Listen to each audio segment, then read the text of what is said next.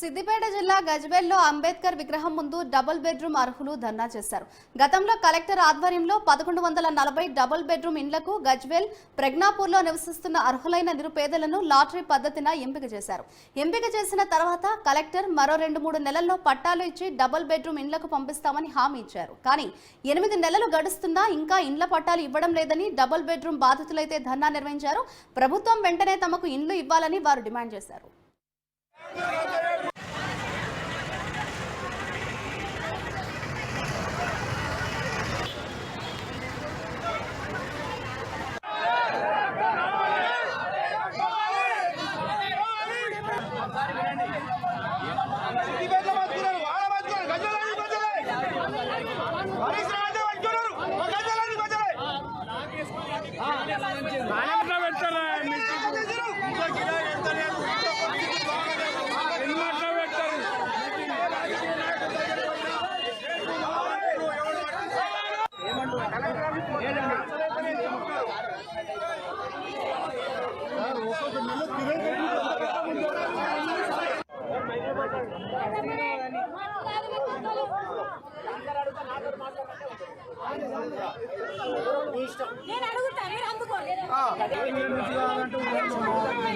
పట్టాలు ఇప్పియాలి, ఎన్ని ఇప్పియాలి.